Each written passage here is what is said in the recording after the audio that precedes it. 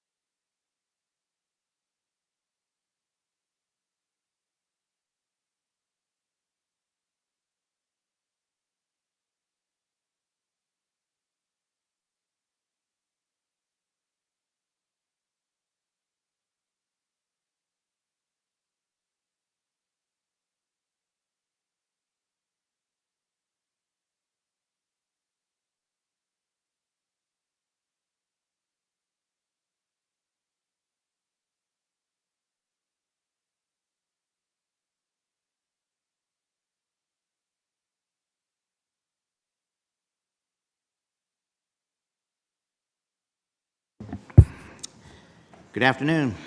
Welcome to our second day of the City of Akron's operating and maintenance budget. So today we have a full schedule with starting off here with our clerk of council and our legislative branch. I don't know if you want to say have any comments, Mr. Fricker, but Not really. I don't think we have not posted any new documents out on the system, since yesterday. So, working off the same documents yesterday, and with that, I will turn it over to the council president and the council clerk. Good afternoon.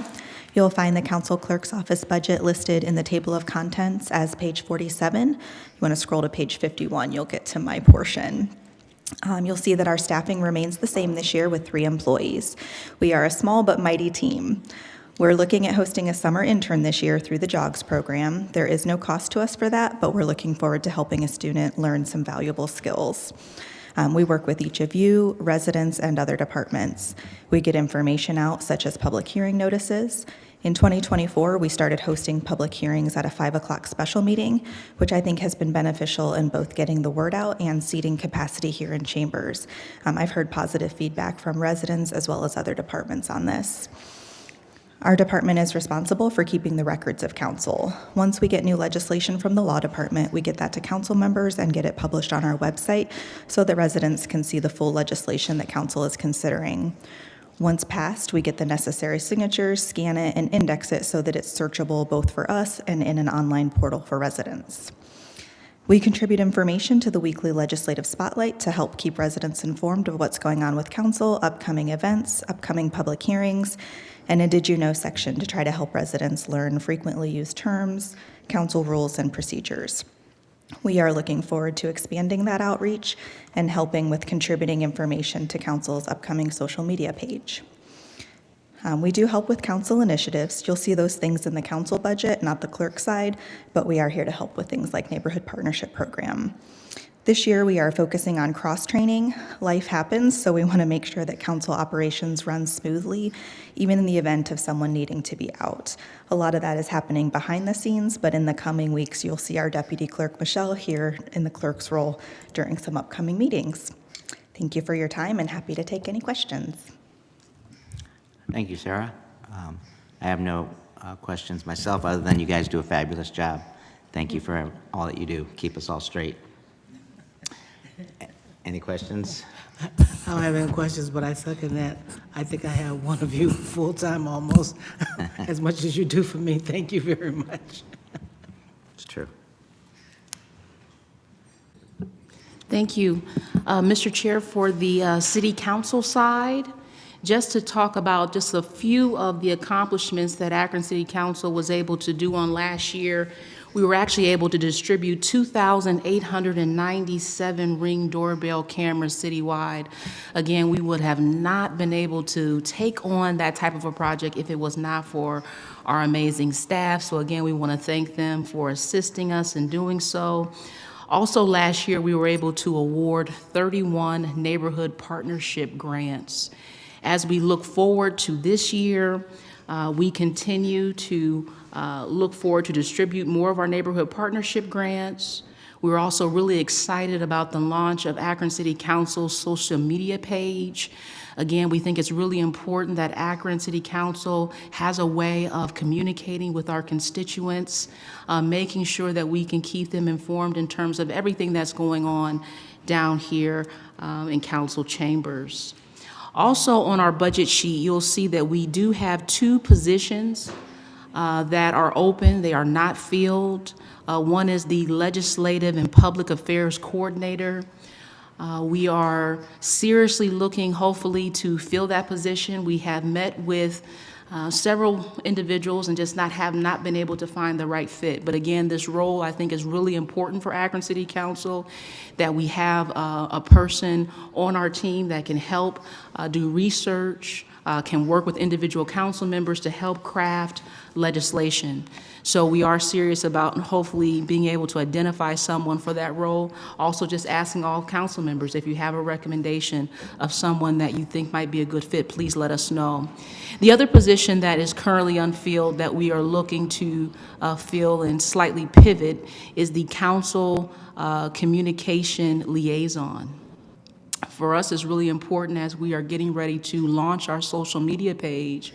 We really want to be able to have someone who can manage that on a day-to-day basis. And so we are looking for someone who can help us in that area as well. And at this time, I'm more than happy to take any questions.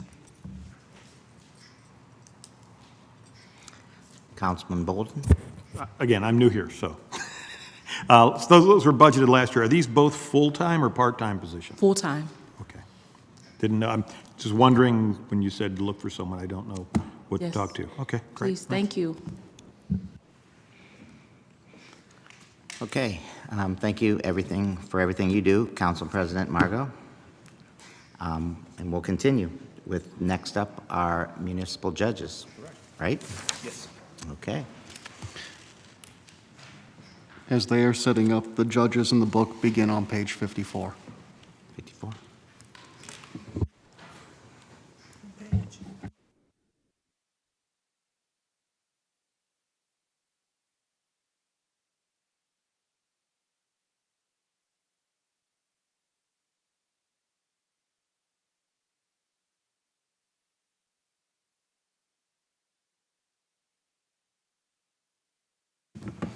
Okay. Can you all hear me? Okay. Okay, good afternoon, everyone. I'm Judge David Hamilton. I'm the administrative and presiding judge this year of our Akron Municipal Court. I have along with me my esteemed colleague, Judge Annalisa Williams, who was as you remember, the administrative and presiding judge last year. Good morning, good afternoon to all of you, Council President Somerville. I also have here Jeff Sturmey, who is our chief of probation. If you guys have any, if you'd like to have any questions for him, he's here to help. We've got Denise Karshner, who is our grant writer and compliance officer. We've got Magistrate Tom Bound and Magistrate Scott Newman, who also assist in our housing court department. Just a few things, and you can all ask any questions of me or my staff as you see fit. Just a few things I would like to kind of just discuss in brief. I'd like to note that the court has made our court has made every effort to be financially responsible, including operating with a smaller number of employees and a smaller size probation department compared to similarly situated municipal courts. While at the same time, the court has operated the largest number of court programs and service outpacing other municipal courts. As of 2025, the court has 6 specialized dockets with 4 new specialized programs, including the most recent Connect program, which serves offenders with disabilities. While the court is certainly mindful of the current economic conditions, our budget reflects services which are necessary to operate a fully functional court and to meet mandates associated with such programs. We were successful in receiving over $900,000 in grant awards to initiate a housing program to address the prevalence and causes of evictions. This funding also covered technology projects. When compared with other municipal courts in Ohio, Akron Municipal Court is the only Ohio municipal court with the most specialized programs serving an array of community needs and we also have nationally recognized programs. Our court has continued to utilize our court programs such as the goals that I'm going to mention just briefly.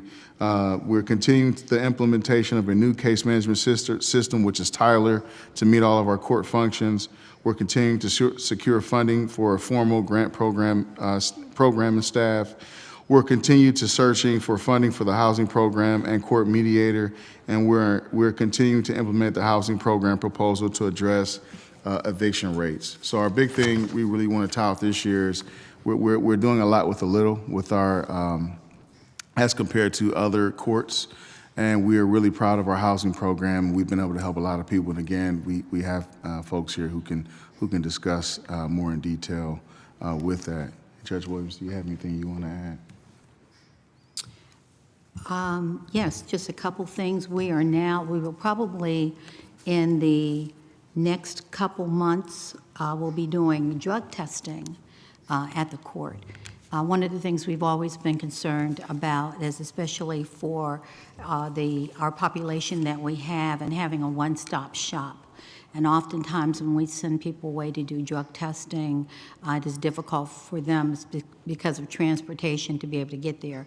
They won't have to do that now. And now the judge can order them at that particular time to go and get drug testing right down in probation. So we'll be prepared for that. Officer Sturmey, when? And say about? I'd say approximately 30 days. In about 30 days, so we'll be able to do that.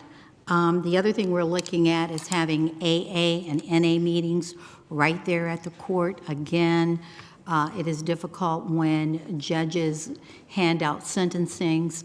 We often have them do a lot of things, from community service to drug testing, making sure they go to counseling. So one of the things that the auditorium affords us is the space, and we have an incredible probation department, even though it's small.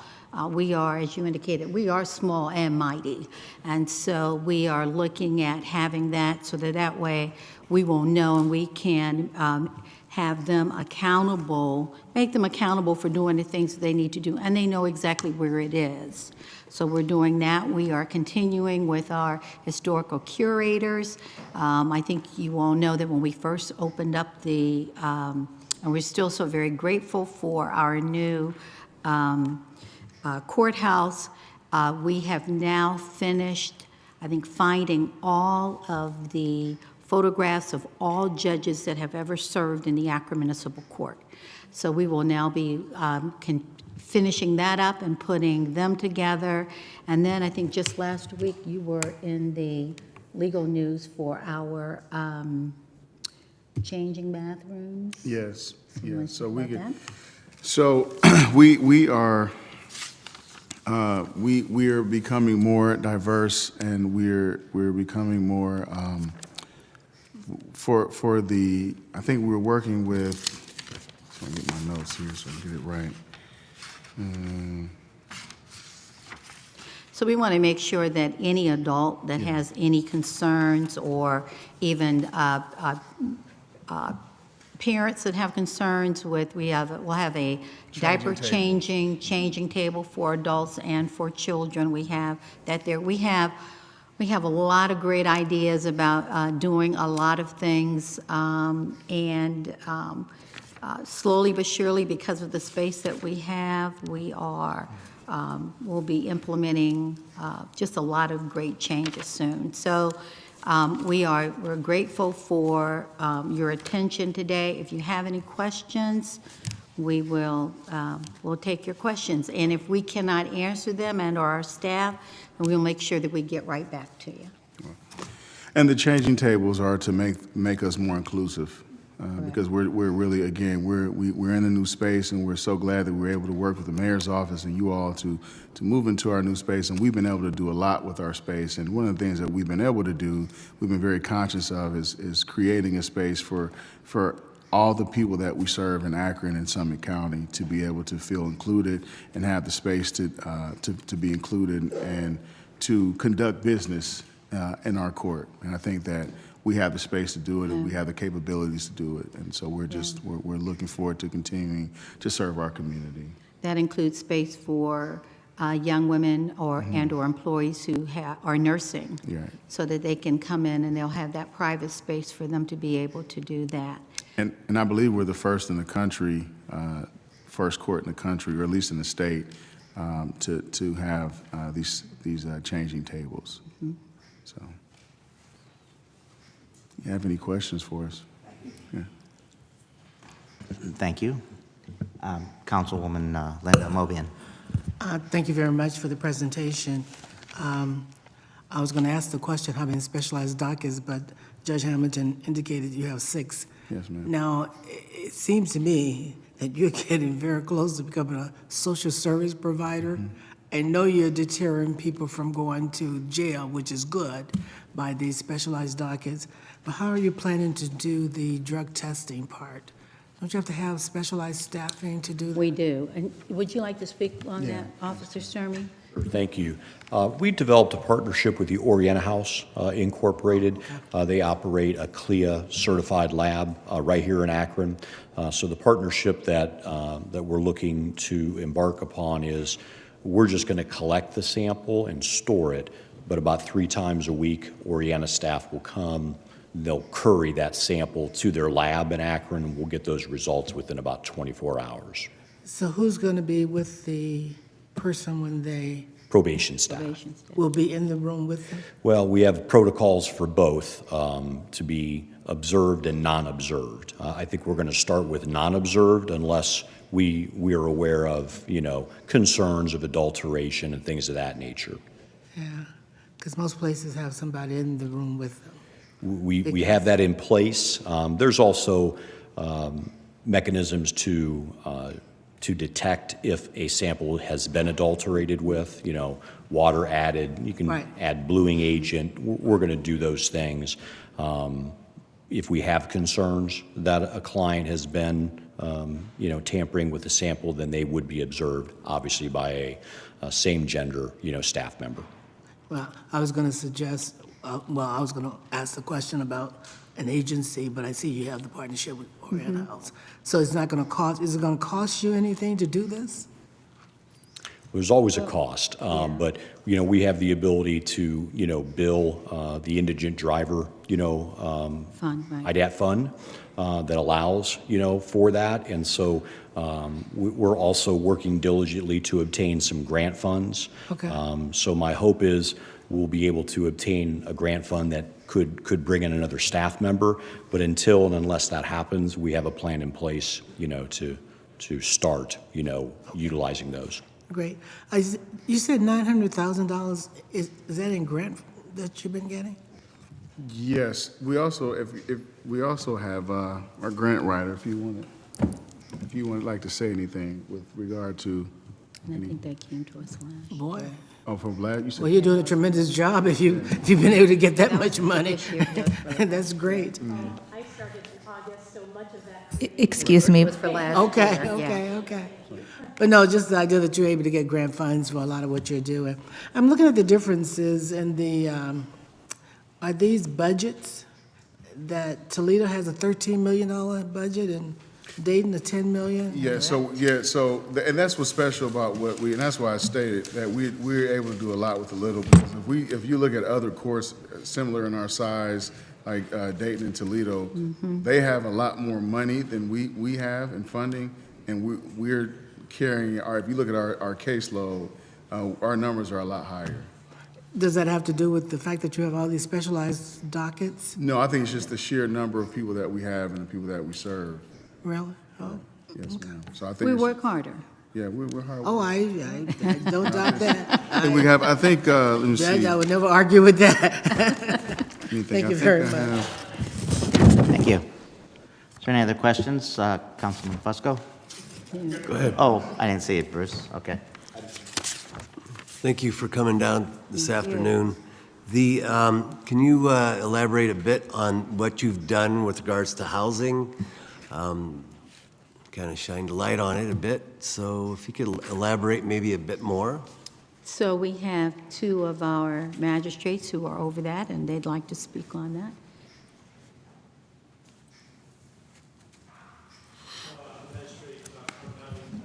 Get the mic. There we go. Magistrate Tom Bound, and this is Magistrate Scott Newman. We have had the ability to have a grant to have two people that have been very helpful to some of the housing issues. We've had a person that has helped, and we've had now established a housing resource center for people that are going through the process of eviction or getting close to eviction and working it out as a resource for the next step that they would take if they are being evicted or they're having issues with maintaining housing. We also have a person that provides a list of places for people to go to if they are getting evicted, like what's the next step? Where are you going to go? Shelters are full, so that's not always an option, but what are some other options that they could go to be at? Part of the grant doesn't cover a mediator, but we have a very great mediator that we have on staff that helps negotiate set out date for people to have a couple weeks maybe to get their things and move out, to work out some sort of payment arrangement sometimes. She also does a lot with small claims cases. She handles mediations for the judges occasionally, but they are, the three of them, a very tremendous staff that help us out in many, many ways.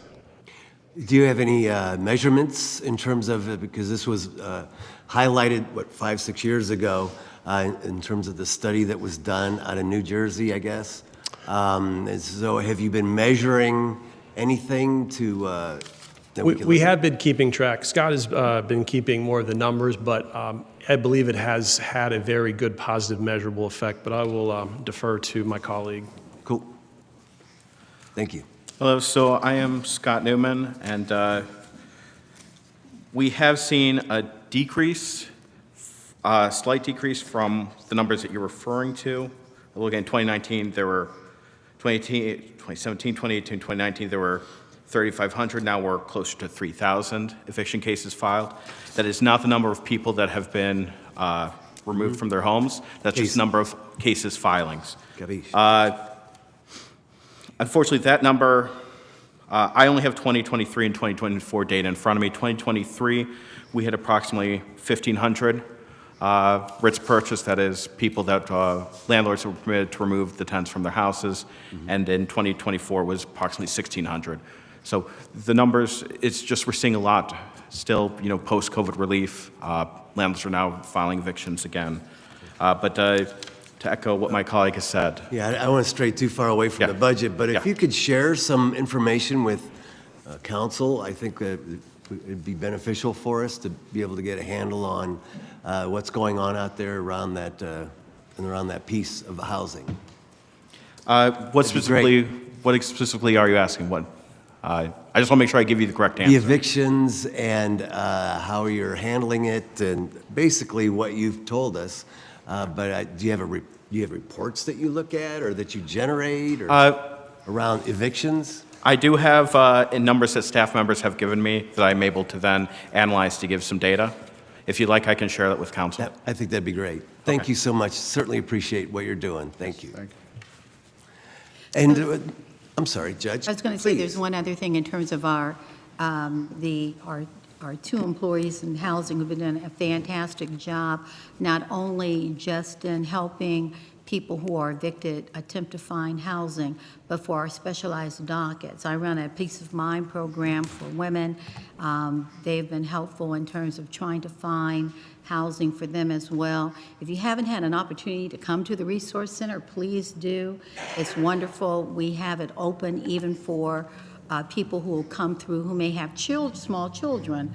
We have books set there, videotapes with Disney movies for them, and we try to accommodate people who I know who are having a very difficult time if they need to come to court and yet they do not have a babysitter. Good, thank you. The next question is basically now what we're looking at is all the uncertainty around grants and around funding. So is there much reliance here in the municipal side from the state or feds around funding and the uncertainty right now? Is there anything, what's keeping you up at night other than everything that you deal with? But Absolutely. budgetarily, is there things based on the uncertainty? So we certainly are, I'm sorry, concerned about grants. In fact, I think we have a couple of them that we have received but are on hold right now. So, and I think for every grant writer or every municipality that is hoping to receive that grant money, we're in the same situation. And I do understand that. We're just hoping that that money will come through soon. Good. Steve, is there money from the state that comes in to help subsidize the court system here? Yes, I know that we have the state technology grants that we've Correct. been getting over the past couple years that have helped to fund not only employees, but part of the Tyler case management system. Where did Denise go? What is the grant that we have that's now being on hold, the money? Oh, that's from the Supreme Court of Ohio. Okay, so And it was a $90,000. Excuse me, can you come to a microphone? Thank you. They'll understand in terms of this. Oh, thank you. Yeah, go ahead. The grant that we received was from the Supreme Court of Ohio a few weeks ago, and just a day or two after we received it, it was a $90,000 award for a a supervision kiosk for our probation department. And just a day or two later, we were told that they would not be distributing the award because of uncertainty at the federal level. So Correct.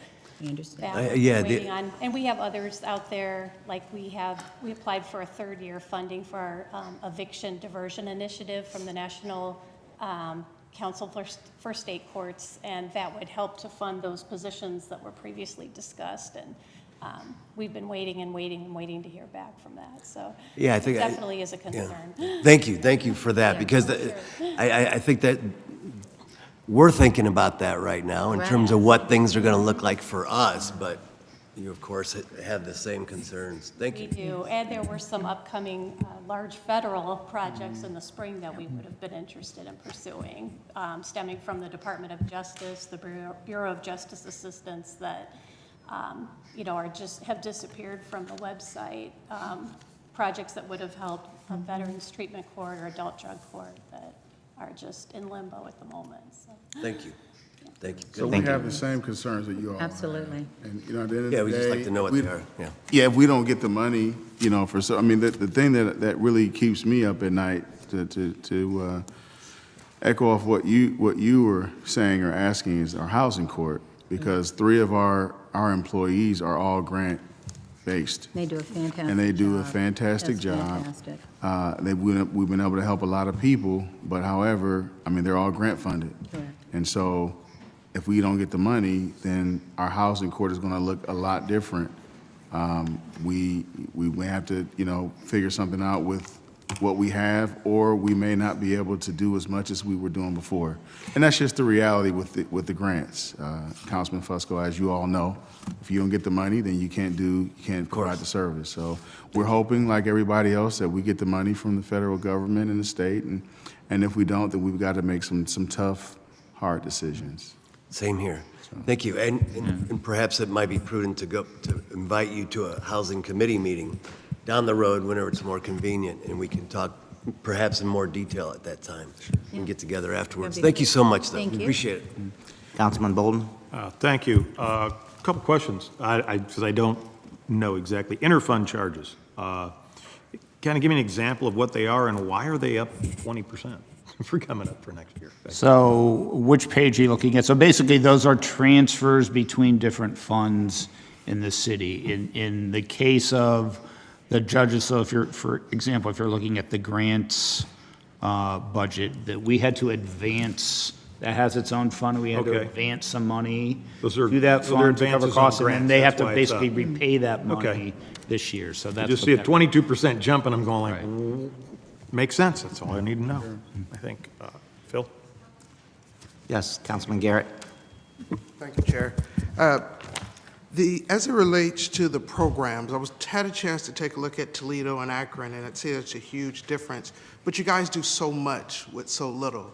And I just wanted to see if you wouldn't mind highlighting, there's been a tremendous impact on a lot of the young black, brown, young men that come through, whether it's the barbershops. There's a program called Compass, and that has impacted so many folks' lives. I mean, when you see these young men that come out and they're able to get their license, get their housing situations together, I'm not sure whether Toledo or Dayton has a program, but I know we have one, and it's changed so many lives. Is that part of the budget, and is that, Sure. want to make sure that sticks around? Thank you, great question. So in comparison, the Compass is the first program of its kind in our entire state.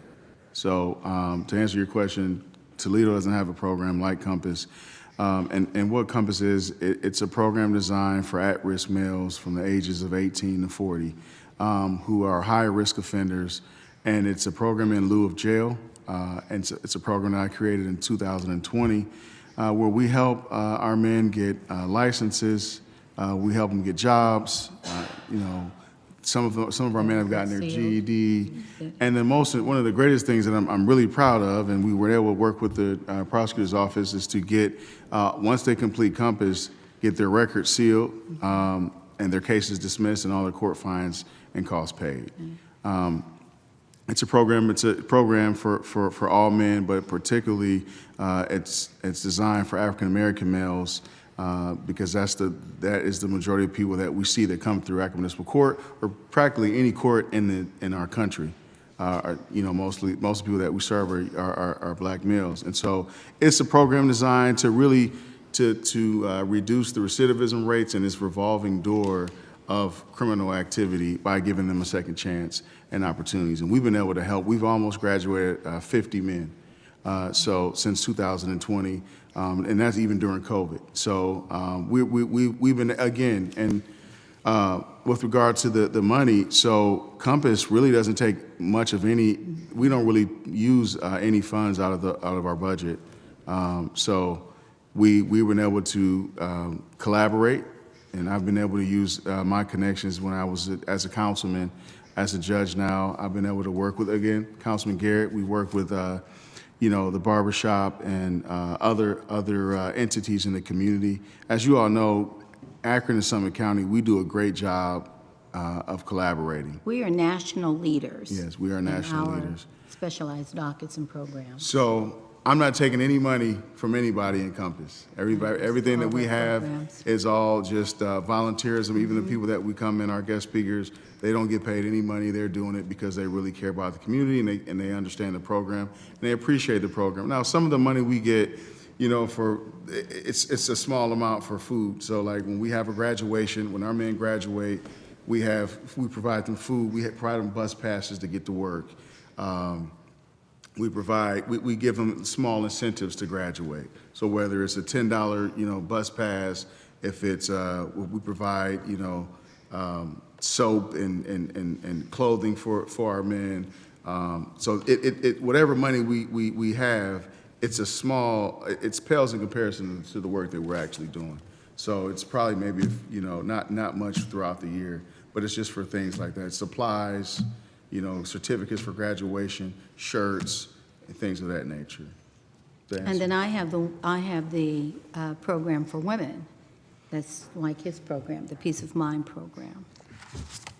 So, and again, to I think it was Councilwoman Amobian, with regard to our numbers, again, we're a mentor court, and we're known nationally for the things that we've done. And in terms of just last year, the court, we provide these mandated services in 2024.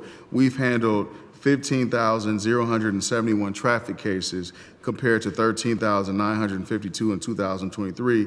We've got 10,000 civil cases compared to, a little over 8,000 in 2023, and 9,920 criminal cases in 2024 compared to 9,300 in 2023. Our probation department received over 2,000 referrals in 24 compared to just 1,800 in 2023. So our caseload is getting actually higher than it was last year. So we're constantly growing with the number of people that we see, the number of cases that we have. And again, comparison to other courts that are similarly situated, our caseload is actually getting more, and we're still operating under the same budget as pretty much as of last year. So we've been able to do a lot with a little. And we have an incredible staff, and I have to say that. We really, really do. Very, very little turnover. Our staff loves what they do, and we love what they do. So I always want to be able to let them know how appreciative we are of the hard work that they do. Thank you. Any other questions from our council members? I don't see any. So again, thank you for your time, Judge Hamilton, Judge Williams. Thank you. Thank you for what you do. Next up, we'll have our Human Resources Department. Or Municipal Court, Clerk, sorry. And the clerk's budget begins on Thanks, page skip over 50. you, Sandra.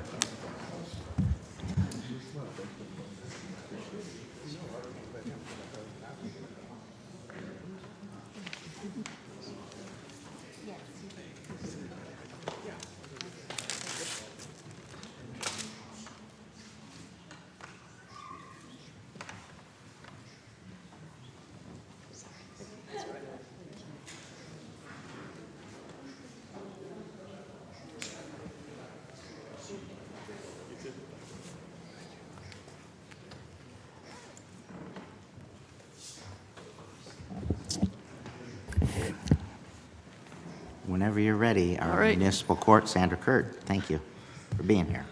Good afternoon, Chair Lombardo, members of the committee, and members of council. My name is Sandra Kurtz. I am your Akron Municipal Clerk of Court. I have with me my Chief Deputy, Rana Matar, and my Chief Financial Officer, Scott Feeney. Thank you for taking the time to allow me to speak to you a little bit today. And as you may recall, I believe last year when I spoke to you, I talked about how my goal for this office is to bring it into the 21st century now that we're a quarter of the way into it. And I believe that I've made some good progress along those lines. My team and I have. I submitted to Ms. Biviano our accomplishments and our goals for next year, or this year. But just to highlight a few of them, as far as technology goes, we've brought in a cash vault into our office so that instead of having a staffer take all the checks to the bank and take time for them to be deposited there, it just happens automatically in our office. And then it's credited to our account every night so that our employee doesn't have to take time away from the office to do that. We've eliminated fax machines by using fax kits on our copiers. That also saves the fax paper, which is expensive, and prevents us from losing things. As perhaps you haven't used a fax machine in a while. I wouldn't blame you if that's the case. But oftentimes, the fax machine might run out of paper, or it might roll off the machine and you lose things. And so this way, it's much more efficient. We also created a public records request form, which is available online. So up until we did this, if you had a request of our office for a public record, you would have to come into our office during the day shift to make that request. It's very inconvenient for people. They have to pay to park. A lot of people don't like coming downtown. But now you can do it from your laptop or iPad or whatever. You don't have to come downtown, and then we can just email you the public record as well. So it's much more convenient for our customers. We also instituted a Clover point-of-sale system. You might have seen these in retail establishments. It's like a little electronic pad that you can pay on there, and so you can pay with credit card or debit card, or even Apple Pay or Google Pay, because many people find that is the most convenient way to pay their bills. And so now you can do that in our office. All of our staff take cybersecurity training. The existing staff did, and then as we hire new people, they take it upon hire. We've also installed electronic time clocks with timekeeping software so that it's much more efficient and effective to accurately track our employees. Because, as you may recall, we have people on second and third shift and on the weekends. So this way, it's an effective way of maintaining their time. We have contracted with an experienced IT project manager for our transition into Tyler Odyssey, which is electronic case management system. And last year we had thought our plan was to hire an internal IT person, but we've discovered that really contracting with an outside consultant who has experience with Tyler and experience with government is actually a lot more efficient, and that's been going very well. And then you may not realize we still have timestamps, and the previous administrations contracted with a company in Chicago for timestamp maintenance, and so if you needed a timestamp fixed, it'd have to be shipped off to Chicago and fixed and then shipped back. And we are now using a local vendor with much more efficient service, and it costs us less than half the cost than using that Chicago vendor. So, so those are the things that we've made progress with already in 2024. And you can see in 25, we want to, the plan ultimately is to go live on our electronic case management system this year. So that's in the works. We've got a good project schedule that should be achievable, and we fully expect that to occur. And if you have the list in front of you, you'll see that our number one item for 2025 goals and objectives, little spoiler alert, we actually did that on January 1st. So we've increased our computerization fee as allowed by the state legislature. When we came in, the computerization fee for our office was $7 per case. We were legally allowed to go to 10. I don't know why the previous administrations did not choose to do that, but then the legislature actually upped that number to 20. And so now we're getting $20 per case for our computerization fee, and that is helping to pay for the Tyler electronic case management system, which then alleviates us relying so much on the general fund. And so we were glad to do that. Try to make your life a little bit easier. And then the other things we have for this year is we want to create a records division and use Workday for everybody's payroll as the rest of the city does, and then continue to develop Tyler, as I said. So thank you for your time, and I'm happy to answer any questions that you may have. Thank you. Sounds very efficient. Thank you. Questions from council members? Councilwoman Amopian? Am I reading this correctly, that you had a CFO a couple of years ago and you don't have that position anymore? We do have that position. I'm not sure why in the table it seems that we don't. Yeah, I think that's our fault. Scott is acting in that role. It's just he's classified incorrectly on the thing, but he is in that role. Okay. Mm-hmm. Good catch. Are you about done with your case management system? I'm sorry? Are you done with the implementation of the case management? Is your case management system that's being? The one that we're still on AMSYS, which is from 1987, but we are in the process of moving on to Tyler. We've been having daily and weekly meetings with Tyler to go through the business processes to make sure that Tyler addresses all of our processes the way it's supposed to. So we're making very good progress on that, and we would expect that to go live this year. Okay, thank you. Mm-hmm. Okay. Thank you very much for coming down this afternoon. Thank you. Appreciate it.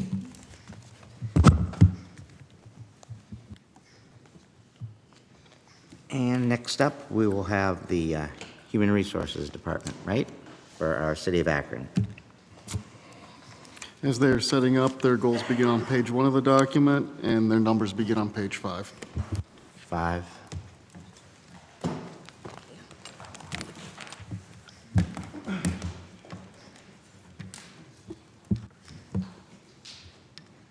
that on or off? Just making sure you all can hear me. Good afternoon. It's off. There you go. Good afternoon, good evening. I'm Untitled Jackson, Director of Human Resources, City of Akron.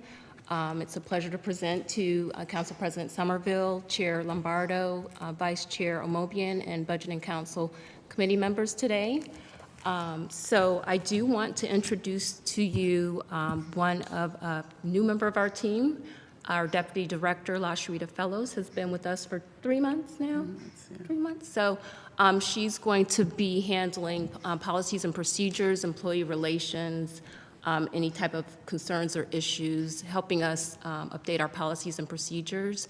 And then also, we had invited some additional managers from our department. You want to introduce them that are here?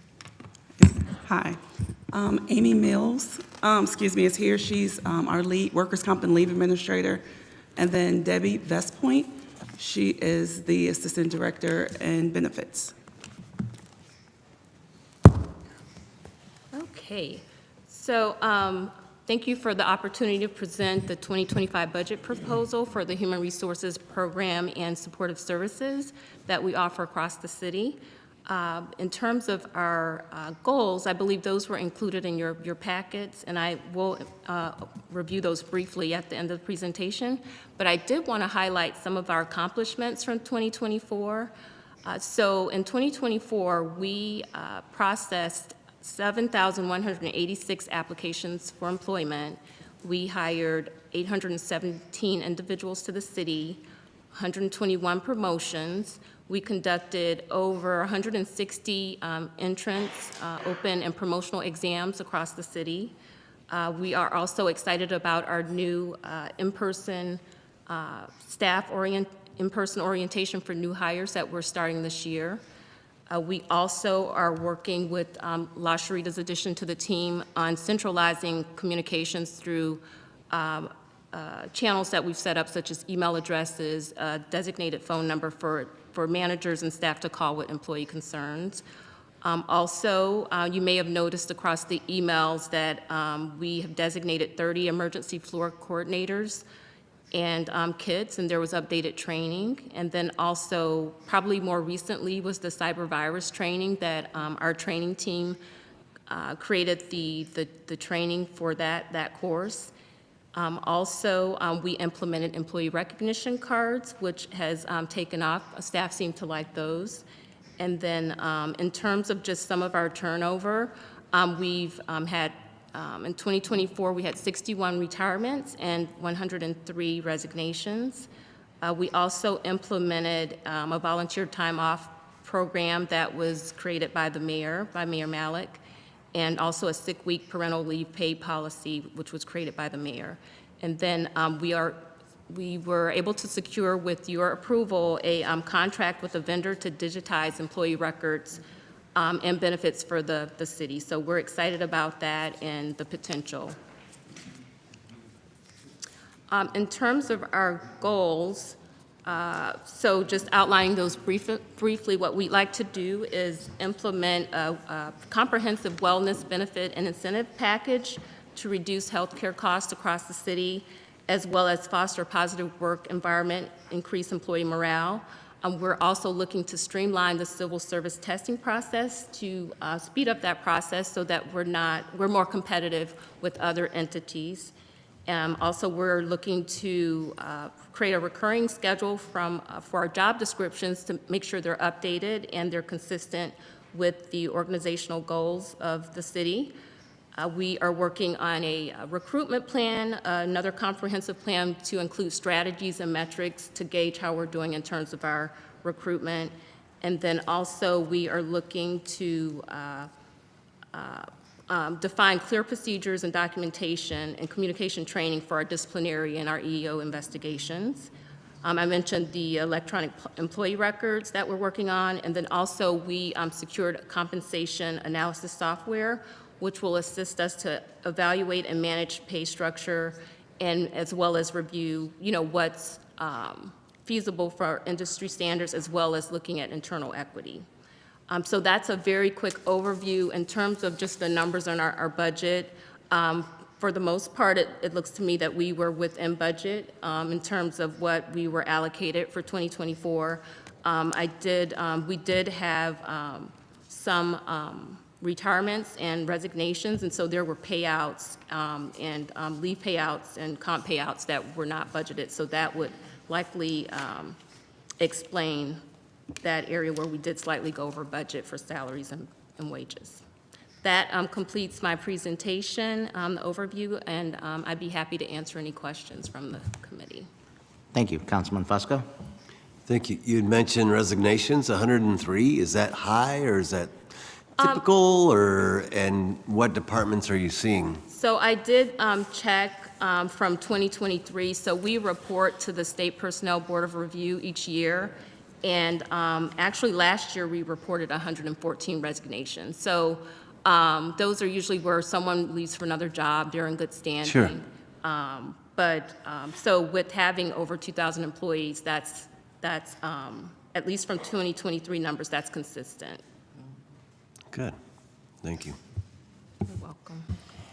Councilwoman Amobian? Thank you. And my question related to that somewhat too. Do you do an exit interview when people leave? Resignations, I'm assuming they're voluntary as opposed to being fired, but Sure. do you do? Yes, so that's a very good question. That is one of our goals. We did start, particularly in the police department, the chief was asking for us to assist with exit interviews. So our plan with those, we've started providing the questions and having the meetings at once we learn that someone's resigning, and then our goal is to gauge, to collect that information and to analyze it and see if there's any patterns or if there's any areas of improvement. Yeah. If you have any information you can share with us, it'd be great, just to kind of see why people are leaving. Sure. The other question I have is performance appraisals. When I talked to the chief yesterday, he indicated you don't have the 360. Do you have a way for the employee to appraise himself or herself and just give some feedback to the supervisor as to maybe what their needs are? And Sure. So in the platform that we use for the performance, there is a component within it's through it's intertwined with the Workday system where they can add their own self-assessment. They have the opportunity to respond to their evaluation. so it's optional and not something that, It's optional. so is it strongly encouraged by the supervisors? I encourage it, but yeah, I believe, I'm still kind of learning the process of the evaluations, but it's certainly a prompt there for staff to respond. The only reason I'm pressing, because you could sometimes learn a lot when people have the opportunity to share. You know, if I could do this or that, or see opportunities to grow or whatever, we may be able to hold on to some people that would normally leave. That's a good point. Yeah. Thank you very much. You're welcome. Okay, thank you very much. We have, I didn't see you, I'm sorry. Okay. Hi. I was just wondering if there used to be something that was used as a tool in Ohio. It was the Municipal Wage and Benefits Survey. Do we still use that as a means to look at jobs, benefits, and responsibility? So there is a report from the State Employee Relations Board, SERB. They publish an online manual where you can compare other municipalities in terms of the benefits package, the percentages where you fit.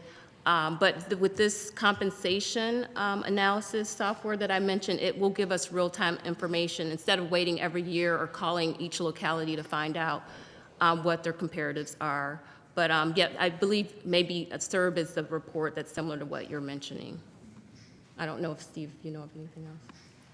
No, I think, yeah, in fact, we just got the wage one today, actually came through. And so, yeah, there's the State Employee Relations Board collects all that data from all the municipalities around Ohio, and it's everything. It's, it's wages, it's all the parameters of healthcare, and it's not city-specific, so you don't see individual cities. What you see is the groupings by region and then by the size of city and things like that. So, but it does give you a good gauge as to what's happening out in the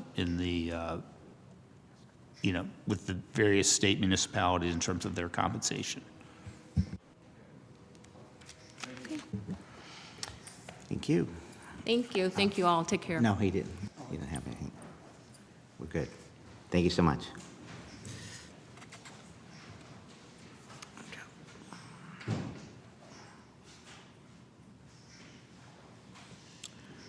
All right, our Labor Relations Group is up next, I believe.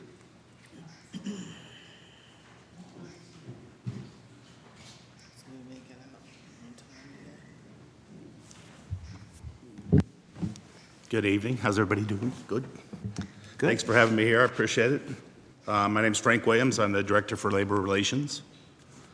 And I believe everybody should have gotten, did they get something that spells out labor relations? So I can kind of go over that real quick with you.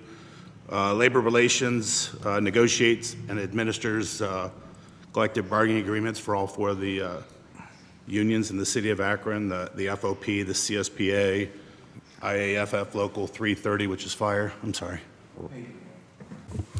His goals are on page 2, and I believe labor relations is on page 9. Sure. And so the FOP, number 7, CSPA, the local fire, and the ASME's local 1360. So labor relations works closely with all the departments and the divisions to administer these contracts and ensure that they're in compliance.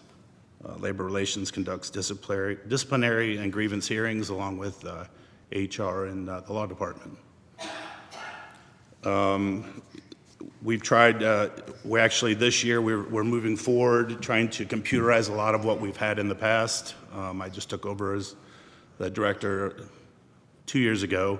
Everything was pretty much handwritten in files and tucked away. So we've been able to start computerizing a lot of those documents. We have a new paralegal that started last month. She's been wonderful in helping kind of teach me how to get all the modernizations of the computer world and put everything in order. So it's actually been moving smoothly. So that kind of, some of my goals for this year were to strengthen some of those labor negotiations and union relationships that we have, to enhance employee relations and workplace environment,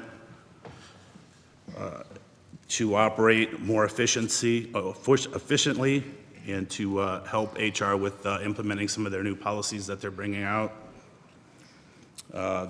Working more with the law department, trying to help with getting the legal compliance, helping collaborate with the law department to minimize some of the arbitrations and the costs.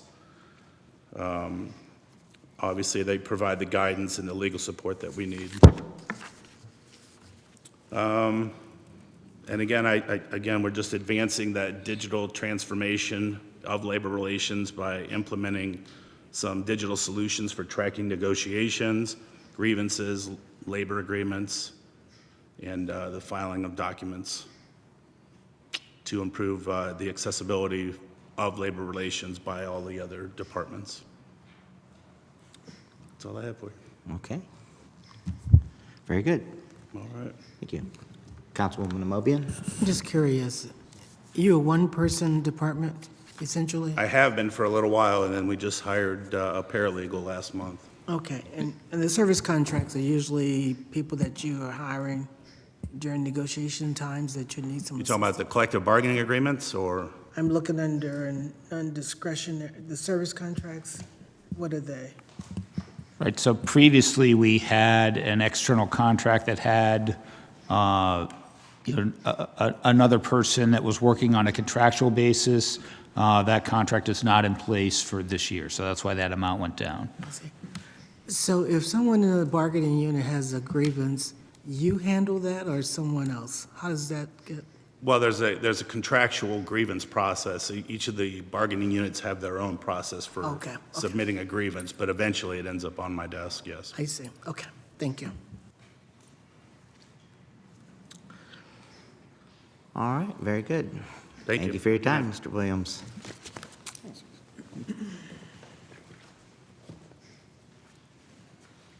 And we have our Neighborhood Services Department up next. As they're setting up, it begins on page 179 for their goals, and the administration budget begins on page 182. 179 and what else? 182. There we go. Yeah, all right.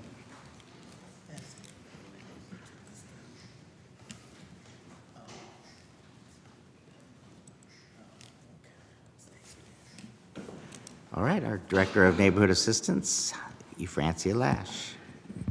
Good afternoon, Mr. Chair, Madam President, members of council, thank you for this opportunity to come before you to discuss the Department of Neighborhood Assistance. As was shared earlier, my name is Euphrain C. Lash, and I have the pleasure of serving in this administration and this department.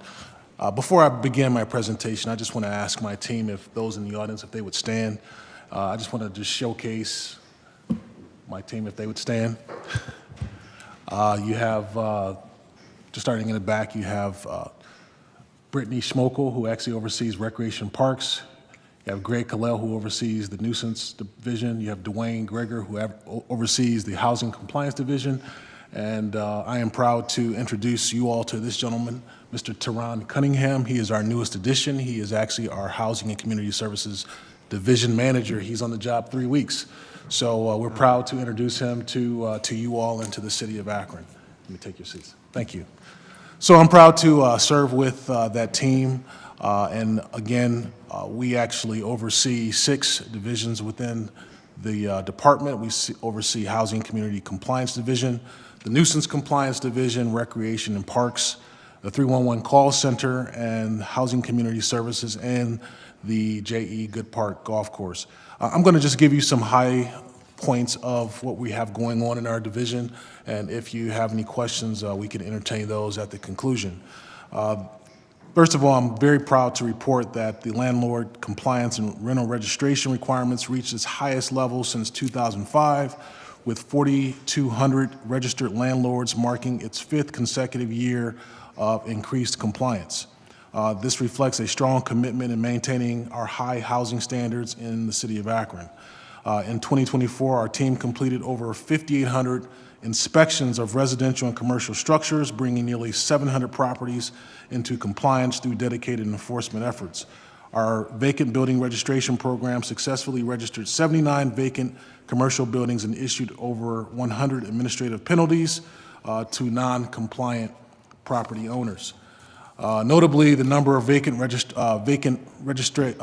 residential structures needed securing, they declined, with only 289 structures secured and or resecured in 2024, which is our fewest since 2006. This is a positive indication that the current state of Akron's housing stock. Additionally, we issued 530 administrative penalties, generating approximately $150,000 in revenue, underscoring our commitment to stringent enforcement. Looking into 2025, we plan to continue building on our success with our ambitious goals. We, as you may have heard already, we plan to demolish 100 structures this year, which many have already been demolished. We have about 76 left. We have 4 demolition contractors at work, and this is with the state grant that was granted by the state of Ohio.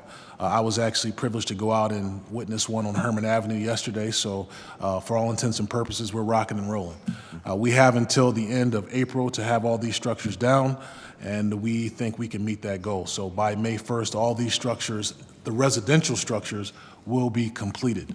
We have 3 commercial structures that we're actually going after, and we're going after Rankin Elementary School on Store Avenue, the Firestone plant, 1200 South Main Street, and we're looking at the Goodrich Middle School out in Southeast Akron. So those are what we're looking at over the demolition program. We will also resume enforcement against 2,100 known unregistered landlords to compel compliance and to generate revenue, while several historically non-compliant landlords will be added to the mandatory inspection program. So those are some of the high points for our Housing Compliance Division. I'd like to move to our Nuisance Compliance Division, which oversees animal control. And I'll give you a few of the highlights for animal control. We're actually working with, we have 3 animal control wardens. We're working with our partners within Summit County, as many of you are already familiar. So we are working and trying to work out issues as far as some of the complaints that we receive as far as our stray dogs in the city. As far as encampments are concerned, we've had a growth of encampments here within our city, which mirrors our increase in unsheltered homelessness and reflects a complex set of societal factors. One of the things that we have done and we're very proud of, we have sent all of our inspectors through a full day of de-escalation training that was conducted by APD. We substantially improved our communication with our nonprofit partners. We did some litter cleanups. We saw an increase of 17% for private property cleanups, which can be attributed to the realignment of procedures utilizing APD and our contractors. We also saw an increase in lots that we had to mow. We saw an 11% increase. As far as trash cleanups, we saw in 2024, we did 678 trash cleanups in our city, which was a 17% increase. We cut 19,926 lots, which was up 11%. We received service requests for 749 junk vehicles. So our work continues. We also cleaned 37 encampments throughout the city during the year. So we're seeing an uptick in that as well. If I can give you some statistics from our 311 call center, some of our stats, we received 98,633 calls in the year of 2024. We actually were able to handle 95,407 of those calls, which is a 97% answer rate. Of the service requests that were submitted, we took in calls of 63,190, and as far as the 311 online or the My Akron 311 request, we received 9,834. So moving on to parks, recreation and parks, many of you who are here today, you actually came to the grand opening of Ed Davis Community Center, the brand new Ed Davis Community Center. I have to admit that was probably one of the highlights of my career, being there that day with the community and many of you being there to support. That is probably that's a very fond memory that many people have as far as reopening that community center. This year we plan to open Patterson Park. That will probably happen in late spring, hopefully May, June-ish. We also plan to bring on Reservoir and the community center and the pool, and we're looking at possibly midsummer for that opening. One of the program expansions that we're going to do, we're offering 200 programs that were offered in 2024. We're planning to expand that in 2025. We offered 42 summer camps in 24, serving 580 children. We have more camps planned for 2025. Aquatics programs were extended into winter swim lessons for kids and adults. As far as our community engagement, each community center sees about 2,000 to 3,000 monthly visitors. So we're very busy. We also serve 36,540 meals through our summer lunch program, and we plan to add more sites in the new year. Some of our new initiatives that we're looking to add an e-approval program for streamlining our online community event planning. We're also hosting community-wide events for our bicentennial celebration this year, which is called Mission Focus for 2025. We're looking to increase our programming events as a part of our mission to provide fun, safe, and affordable opportunities, enhancing the quality of life. Serving more community members with improved facilities and public spaces, so that's what we're focused on. Getting on to our golf course, we actually had we're going to have 62 outings this year. We're looking to serve probably 4,500 golfers participating in these outings daily. For the year of 2024, just to give you a snapshot, we had $1,178,198 in sales total. So we're actually trending in a positive direction. And that particular property, the golf course, we're actually planning a centennial celebration as well. So not only are we doing our centennial celebration for the golf course, we're looking forward to a centennial celebration for the Firestone Stadium as well. So I've talked to Councilman Kamer. We're very proud of that. So we have 2 centennials that we have going on in 2024. Moving on to housing and community services, we've been before you before as relates to our Akron Home Repair Program. So we have that still going on. We were able to serve 175 homes in the first phase of that, and we have a breakdown of what we've been able to do in phase 2. If you should be interested in those numbers, we can share them with you. But as far as the highlight of that, we actually were able to receive a $7.75 million grant from HUD this year that we're looking to implement. We're very proud of that, and our staff did a great job on that. We also received a $1.8 million Lead Safe Ohio grant, which we're still phasing out. We've served a lot of homes within that program, and we're still moving. We're doing a lot of great things within our division. We're proud of the work that we've done. We have some dedicated, outstanding employees, and I will entertain any questions that you may have at this time. Great, awesome statistics. One thing, I must have missed this, but I remember the demolition of the houses, that you were doing 76, but it's really over 100. And then another thing I might have missed, it has to be done by like May 1st? Yes, correct. The original number was around 100. We've actually knocked that down because we've had a contractor that was working prior to. So that number now is hovering probably in the mid-70s because as of yesterday, we have 4 contractors out there working.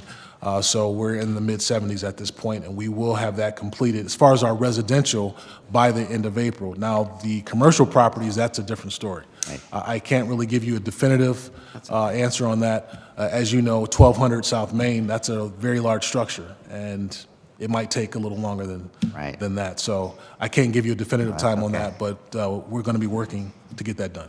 Thank you, thank you. Okay, we'll go to Councilwoman Jan Davis. I just want to say thank you to you and your team for finding the funding for Rankin. We really appreciate it over there in Ward 4. I've driven by there, you know, they're taking out the asbestos and they've got some of the back of it lifted up, but we really, really appreciate that. Thank you. Thank you. We'll go around the horn here, Councilman Thank you. Fusco. Yes, I got a couple questions. How many rounds at the golf course, do you know? How many rounds? Rounds, yeah. I don't have that specific information as far as rounds. I do know how many rounds we're planning. We're at 62 outings. Rounds, let me see here if I have that in my statistics. I don't have that in my, but I can get that for you. It's good to look at that over a time frame. Absolutely. See how many rounds. It's a function of weather too.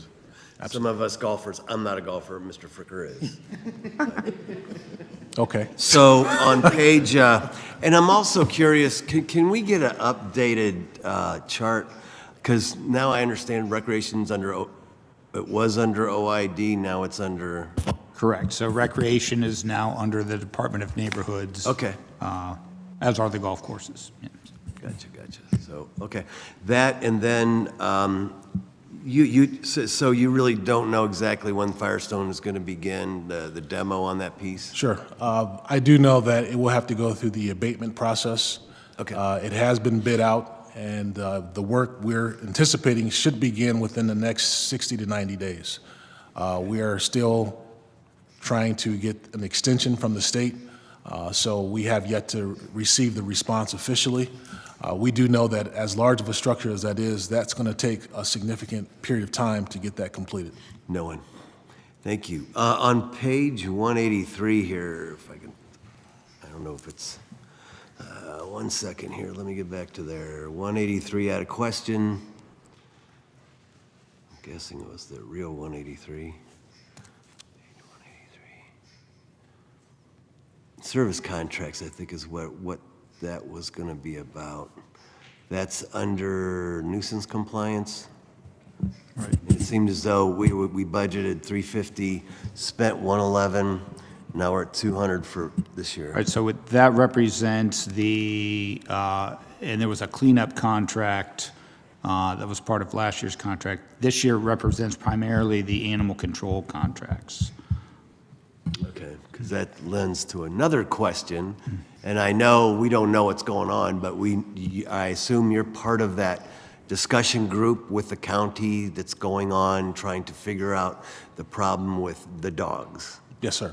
And where to put the dogs. Correct. So, and I guess I don't know if this appropriate time or not to ask this question. I'll just say that, you know, and Mr. Lash will also state this, this is something that we are working with the county on right now. So I don't know that we know exactly how that is all going to work out, but that is something that we are in active discussions with the county, on right now. If I can add to that, sir, we've had several meetings, and it is a work in progress. And we've been working well together. It's just a matter of finding a few points that we can meet and understanding before we get there, but it is a work in progress.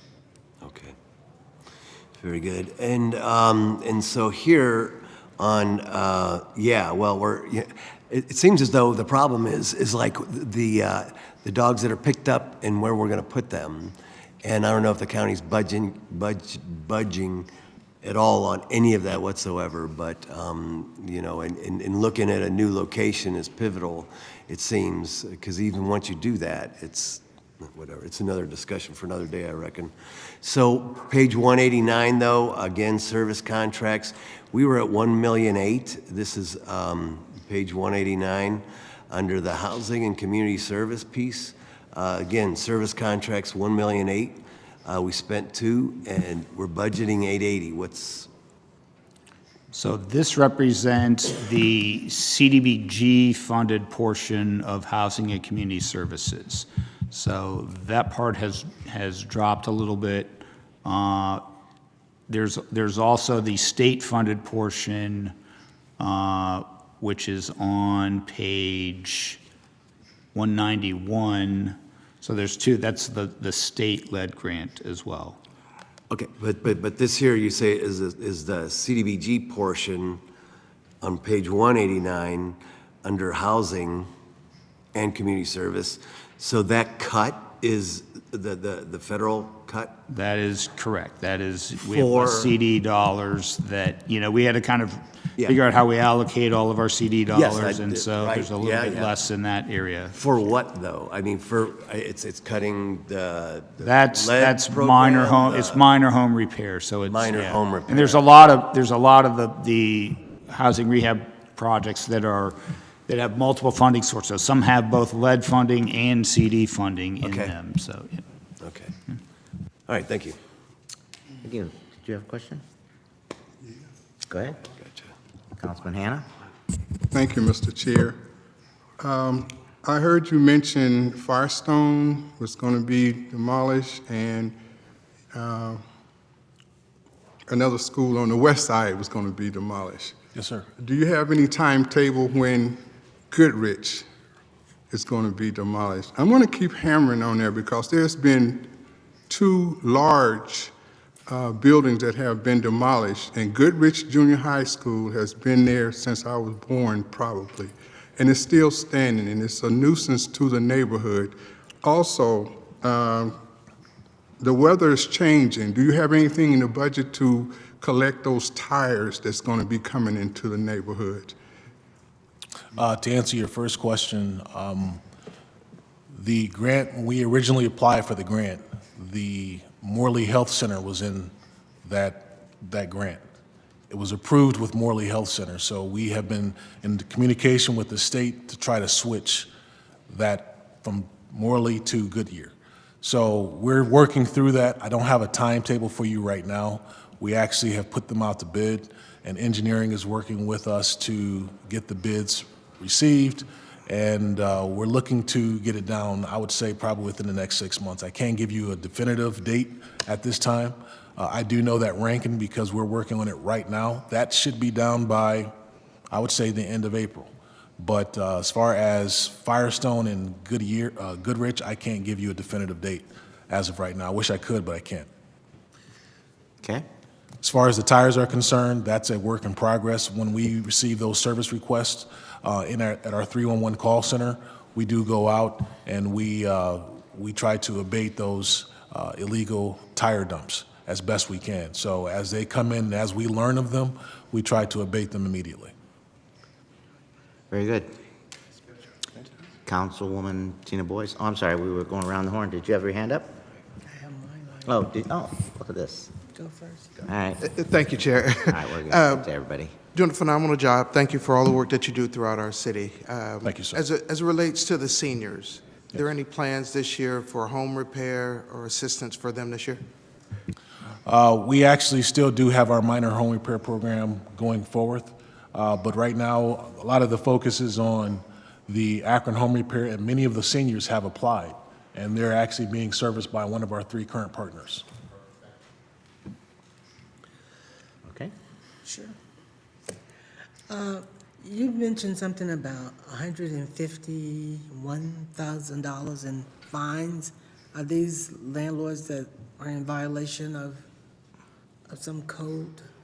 Yeah, they would be landlords who have been uncompliant to our housing code, and Mr. Greger and his team have assessed them those fines. Have we been able to collect that $150-some thousand in fines? If you don't mind, Mr. Greger, could you speak to that, if you don't mind?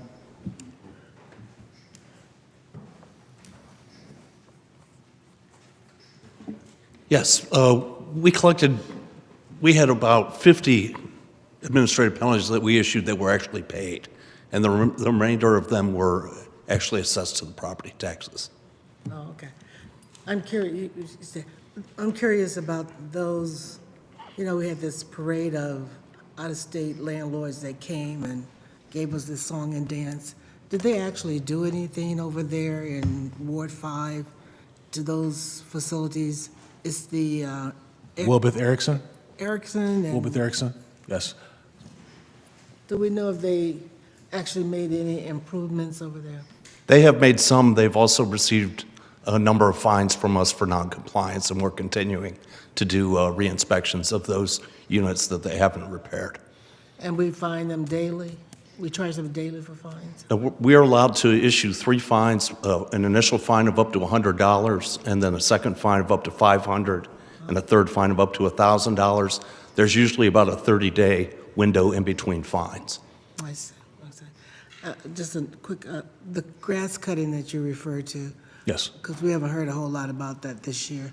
So it sounds like you guys are on top of all that grass cutting. We are. We have learned from a lot of our mistakes. We're still retooling.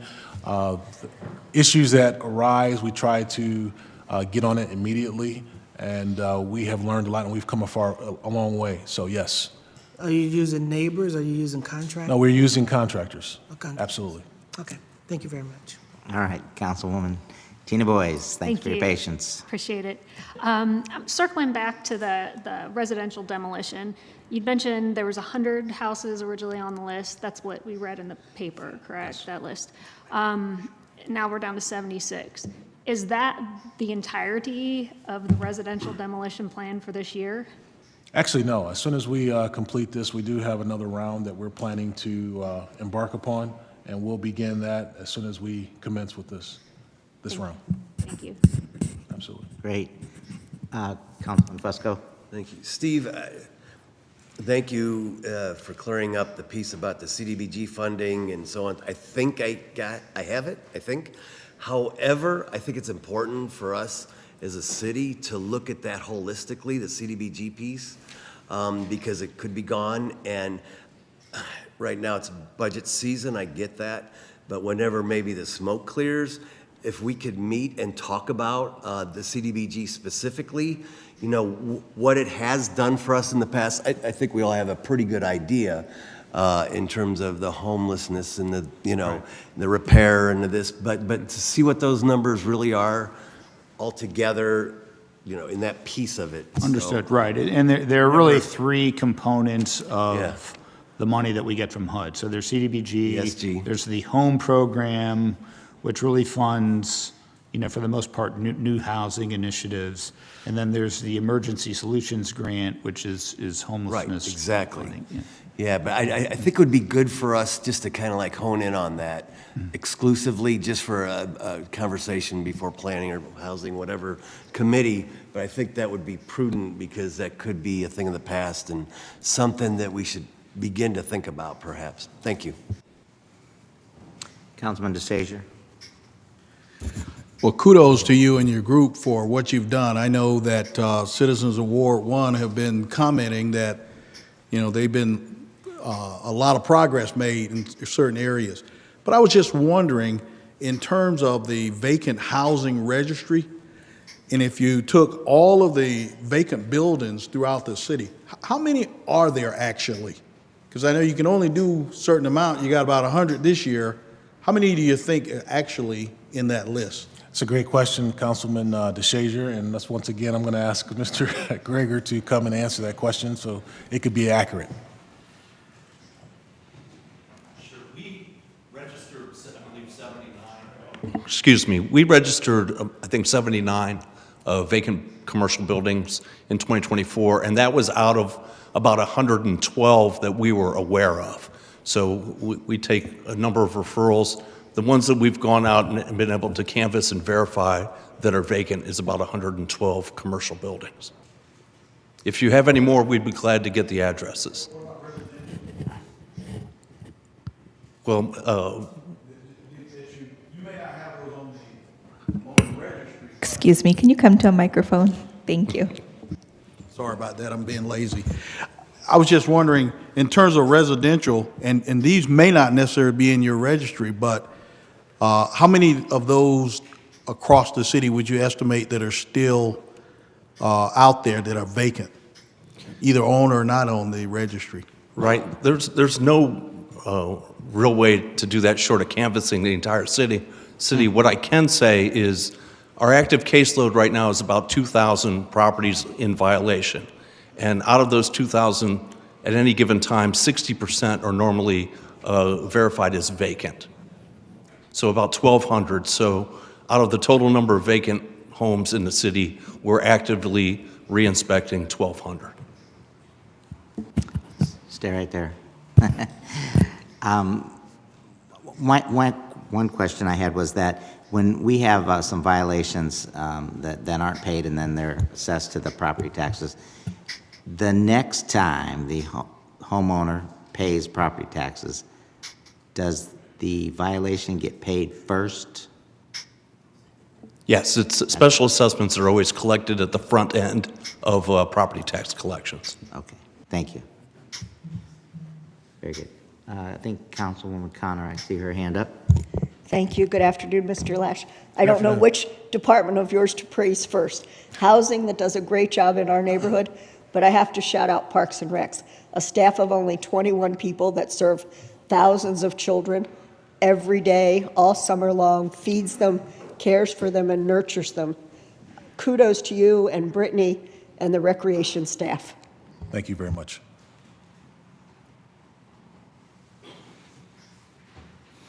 Well, our Council President, Margot Somerville. Thank you. Just want to publicly thank Mr. Lash, Mr. Greger, your whole entire team for neighborhood assistance. I know as ward council people, we depend so much on your department, so we just want to thank you for all the work that you do. I know last budget cycle, I think we did some iPads, and so I'm just wondering, has that improved in terms of efficiency? If you can just speak to that just briefly. Thank you for the question, Madam President. I must report to you all that that's still a work in progress. We did a pilot, and it went. We experimented, and we still have to work out some kinks within that program. So it's still in sight, but we have to work at it in order to get to the destination. If that makes sense. Thank you. Mm-hmm. Go ahead. That was a year. What's the hiccups, you think? I mean, isn't there software that would help, already built and structured and put together? Well, identifying a platform. There is software out there. We, in conjunction with our partners in the IT department, we've been having some on-off discussions trying to get to that destination. We just haven't gotten there yet. So we plan to get there. I know what the vision is, and we're desperately trying to move to become modern, but we have not hit that mark yet. So that is something that we know that is an interest of the mayor, is the interest of many of you on council, and we are working to get that done. I've been about this for 2 years. I know. I get it. I know. understand, but just like I said, just a little Steve, did you have something? Well, I was going to say, my understanding is they're trying to integrate it with our work order system, which is called CityWorks, which, is not really built for the iPad platform. And so there needs to be an integration in order to kind of make that all work together, and I think that's the challenge. Yeah, with the housing and with the way it is, it's gonna, I have to believe, improve the, the efficiencies. So if I could just say, I hear you, and I appreciate the question that's been asked. Because we're dealing with technology, it's just not easy to say, hey, we're going to have iPads and we're going to flip over tomorrow. I get There are it, various I get it. considerations that need to be considered before we actually hit that mark. But trust and believe, we have these conversations internally. We know what the vision is, and we're trying desperately to get there. Thank you. Thank you. Last question for our nuisance compliance manager over there. Just how close and who makes the call, whether it's a City of Akron nuisance compliance pickup or our Keep Akron Beautiful folks? Mr. Kalel, would you mind coming and responding to that? Thank you.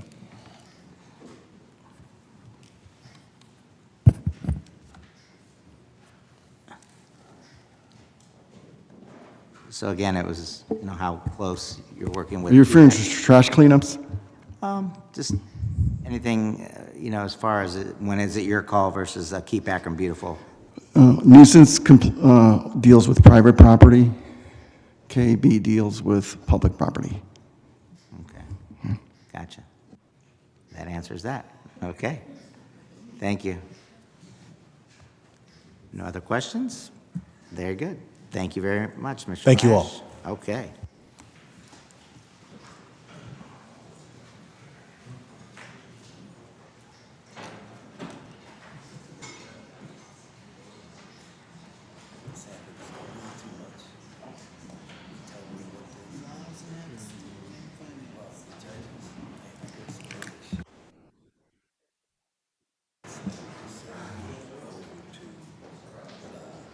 All right. We are at the Law Department.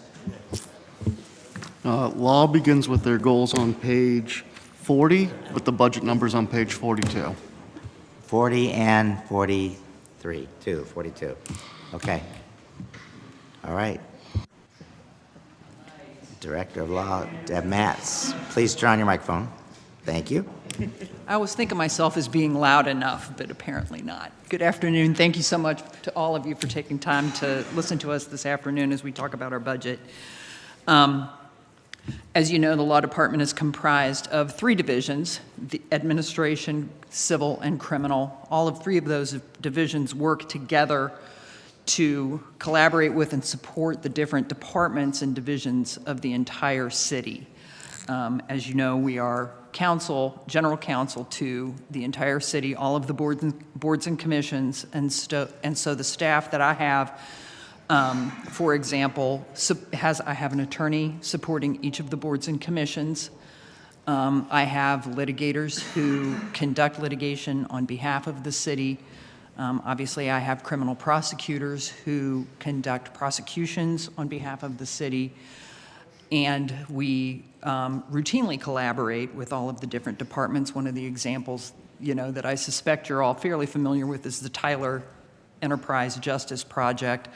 I've been working with the Clerk of Courts and Municipal Court in order to move that project forward. It had kind of stalled as a result of a certain amount of turnover in different administrations, but at this point, and as you heard Sandra mention earlier, we're pretty sure that that thing will go live in late June or early July, which is significant progress for both the clerk and the municipal court. Additionally, we have some different goals and objectives that we intend to conduct in the law department. An example being a comprehensive analysis of the city's records. We need to make sure that all of our RC2s are completely up to date. And then we are going to do a fairly comprehensive inventory of records that exist. Obviously, the trend is towards electronic records. We still, however, have a lot of paper records. I suspect we have a lot of paper records that have run their retention. So the plan, generally speaking, is to inventory them, scan anything that is a long-term retention item, and then, to the extent that we can, destroy any unnecessary paper records. Hopefully that will save us money and space at Canal Place, which is where a lot of our records are stored. And so just a little bit of discussion about the staff in the law department. In the past, in the administration division, we had 2 deputy directors. We are down to 1. This gentleman sitting to my left. What I will be doing, though, is adding an executive assistant to support Mr. Angeloni and myself. In the civil division, I have an almost full staff. I, however, have 1 position open that I will need to fill this year for a litigator. My prosecutorial staff is at this point completely full. We've added a new position this year and filled that position with a woman who has previously been an intern in the criminal division. And so the goal there being to enable our attorneys to have, she's sort of a float attorney that will help fill when somebody goes on vacation, or if we have a multi-defendant case and we need more than 1 prosecutor working on that case. And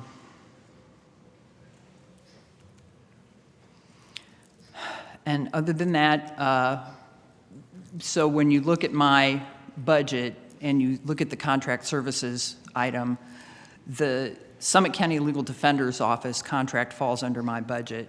We are making a slight change in the way that we handle that particular contract. So even though it shows up at the full amount here, what we're doing is working with the Legal Defender's Office to change the way they bill us, all right? For all of the other entities that they provide services to, they bill on a per-case basis, as opposed to a large flat fee contract, which is what we used to have.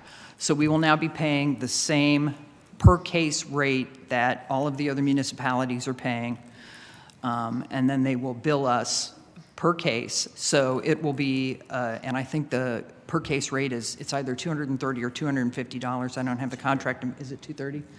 $230 for every case, regardless of whether it pleads or goes to trial, and whether it gets appealed. And so, and in addition to that, rather than paying the unreimbursed costs, because you may or may not be aware, but the county, who really bears the responsibility for providing defense for indigent defendants, the county in the past has submitted to the Ohio Legal Defenders Commission the request for reimbursement for indigent defense, both conducted by private counsel who are on the appointed counsel list, as well as the Summit Legal Defender's Office, all right? And once those reimbursements came in, then they would be paying over to us our reimbursement. Going forward, what we're going to be doing is the Legal Defender's Office is going to bill the county for the cases. So they will take the case count at 230, bill the county for everything that they do. The county will submit that for reimbursement, but then they will bill us, but only for the unreimbursed portion of those bills. So currently, the reimbursement percentage from the state of Ohio is 72%. So and I'm going to do really simple math because that is the only kind of math I can do, all right?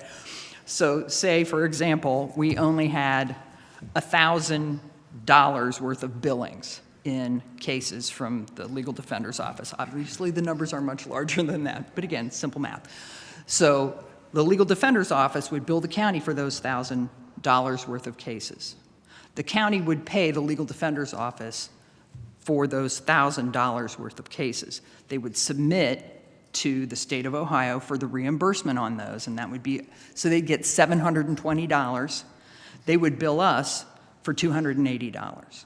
So we'll be paying 28% of the amount of cases that get handled, as opposed to paying a flat fee on a quarterly basis, the goal being that indigent defendants still get quality defense, but it saves us a certain amount of money. because obviously case counts can fluctuate. If we're paying more than, the services they're getting, then we could be saving money. So that's the goal. And we're going to test this out. It should work. And other than that, I'm happy to answer questions. Thank you. Do we have any questions? Maybe we don't have any questions. Mr. Chair, can I ask a question? Not sure that this is an open forum for that. I'm sorry. Okay. Mr. Picker? Well, I was just going to say one other thing I'd like to point out about the budget on page, so the law administration budget on page 42 is that also includes, as we talked about yesterday, the contract for the Citizens Police Oversight Board, as well as we've also budgeted some costs for the Akron Civil Rights Commission just for some equipment and training and cell phones within this budget. So it will allow all of those members to have computers, cell phones, and training. Okay, thank you. Are you talking about that 1,028,000 service contracts, is that? Oh, I'm sorry, the service, the oversight request is in that service contract line item? Okay, thank you. Mm-hmm. I'm just, since I have the mic, is that coming? How much private service did you use last year? Legal service? You mean outside legal counsel? Right. Is it in one of these line items, Mr.? So I'll say this, those costs are spread throughout the various budgets. So it's not all of the legal costs are budgeted within the law department. There are some within finance, within, water and sewer have some costs. So we can pull that number for you. We'll pull that number and put it in the documents. Yeah, okay, thank you. Mm-hmm. Very good. Well, thank you for your time. Thank you, Mr. Angeloni, being here. And I don't see any other business coming before us. We have one more? Did I miss it on the agenda? We do have, I know we are a quiet department, but. Right. Maybe I didn't see, okay, I didn't. So we never give them a budget this Right, year? I'm sorry. I guess Steve said then you won't get paid or reimbursed or anything either. And with that comment, finance begins on page 10 for the goals and objectives, and the budget numbers are on page 12. What page you say now? I'm sorry. Page 10. 10? Yes. And I'm going to turn it over to Mr. Fricker. Okay, so I'm just going to go through some very high-level highlights, starting with which we have a number of new faces within the finance department, and I believe many of them are here. So I'm going to kind of go with the newer people first. So we have our new tax commissioner, Leah Kimmel. And we have our new deputy tax commissioner, Heather Monter. So Leah became the tax commissioner just a very short time ago, about a month ago maybe, is that about right? Yeah. So they are both new. We have our new audit and budget manager, Teresa Klein. We have our new city treasurer, Tony White. Mm-hmm. I think that's it for the new people. Oh, so we have our new purchasing agent, Kim Hansen. Hey. Hello. And then some familiar faces. We have our IT manager, Darren Rosnick. We have our utility billing office manager, Brian Riemann. Our deputy manager, Brian Linder. We have our accounting manager, Teresa Johnson. And we have our communications manager, Malcolm Valentine. And we also have the person that really runs the entire department, Tina Vick. So she's the executive assistant, There and you go. basically, I think anyone around City Hall will tell you she basically runs the department. Okay.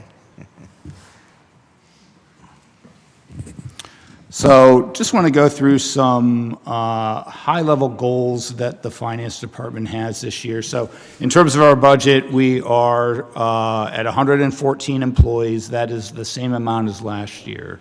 The only change is that we are trying to have an additional position within our audit division and one less position within our accounting division, and just kind of trying to shuffle things around a little bit. But our total staffing level stays the same within the department. And then a couple of highlights that we're looking to do. We are looking to streamline our vendor registration process. So right now we've been using a couple different software packages. We're actually looking to use one of the packages that our engineering bureau uses, which is a software program called B2G, that will allow all of our suppliers to register with the city. So we've been using that for some of the construction projects. We're going to roll that out to more, different types of suppliers that do different types of services for the city. The administration of our ARPA program, and that is primarily Mike's been a big portion of his life over the past 3 years now. And I've heard many, I'll let him talk about it. So in 2024, that was a big year. We got everything obligated, and we also took to this council our plan for the substitution process. So I am happy to report yet again that we are at about 120 million spent. We are on track to spend down by the end of 2026. And some of my time that had been previously dedicated to ARPA administration and many of these quarterly reports, I can begin shifting on some of these other projects. So one of the other major initiatives we're looking to do this year is the development of a 5-year forecast. Now, we have many different forecasts that we've been doing, all along, but never really in kind of a formal document. So we're looking to kind of mimic what the planning department does with a capital budget, but really more for the operating side and looking at both revenues and expenditures for the entire city. So while we've had, a number of multi-year forecasts, for the general fund, for the water fund, for the sewer fund, and looking at things like rates and things like that, it's never been all kind of combined into a comprehensive document. So that is a big goal for us this year, is to kind of formalize that process and get to where we have kind of a formal 5-year process in place. And then one other thing, obviously, that we're working on right now are as we've talked about over the past couple of days, we are negotiating with 3 of our unions. So, those negotiations will still be taking place over the next several months.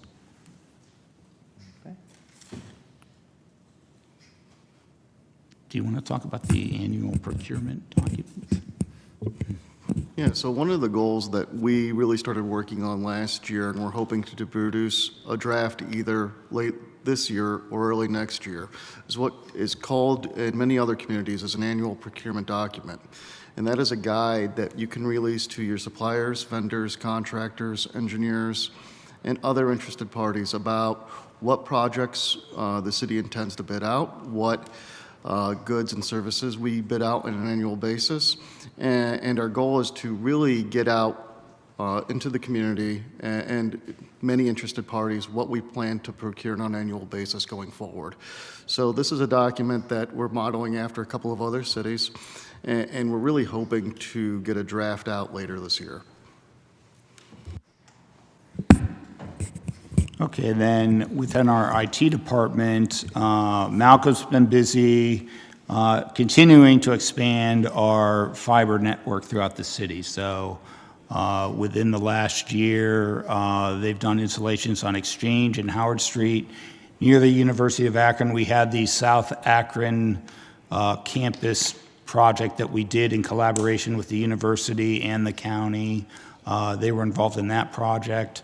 And then also we've been talking about the Samsara, the new AVL units that many of our city vehicles have gotten here within the city that gives us better tracking and GPS data off of those vehicles. So the communications division was responsible for installing a lot of that equipment.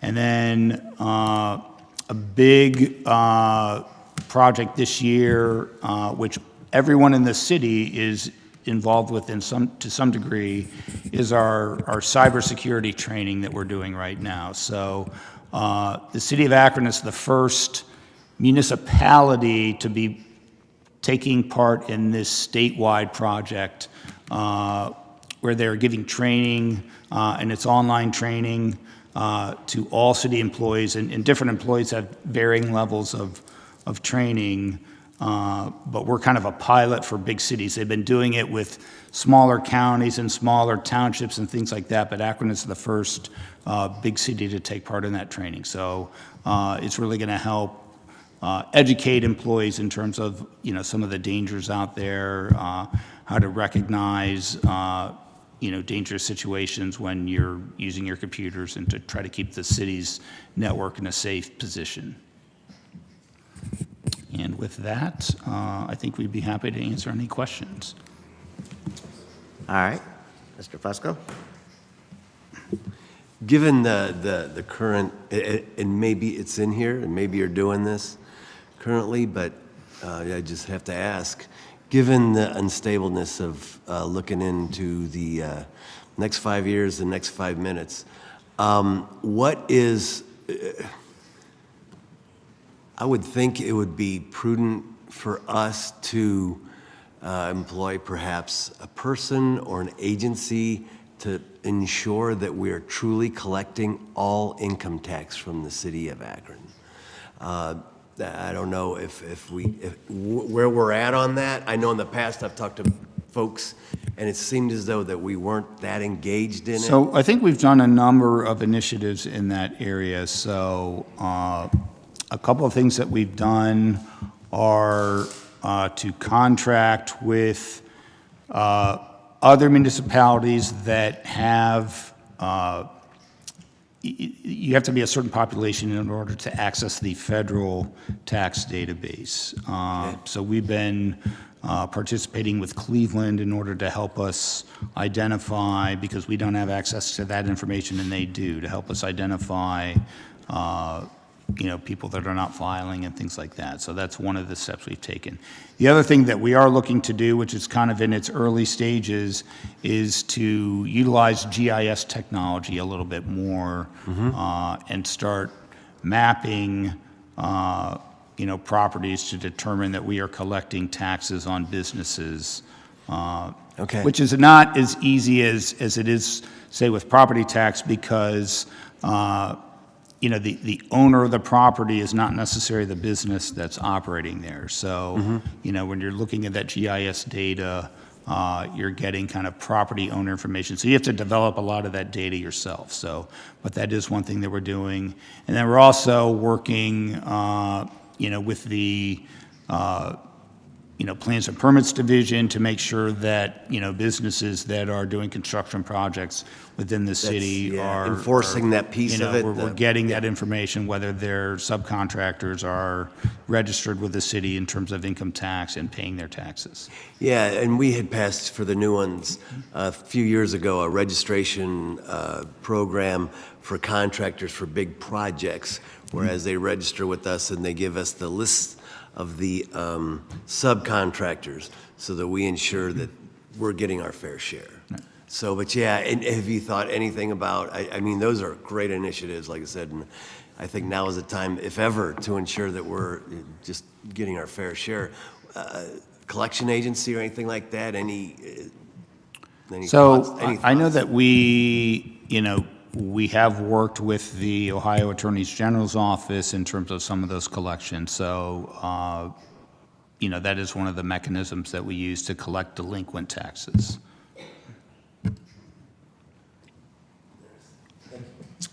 Interesting. Okay. I don't know if this has affected us so much, but there are a lot of people who talk about foreign-owned entities that own property in our marketplace, and it's difficult to find them to collect on those. How do we handle those areas?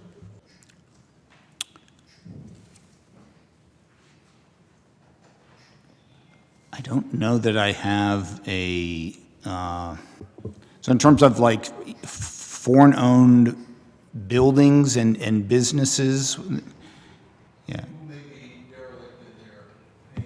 Do you mean like property taxes?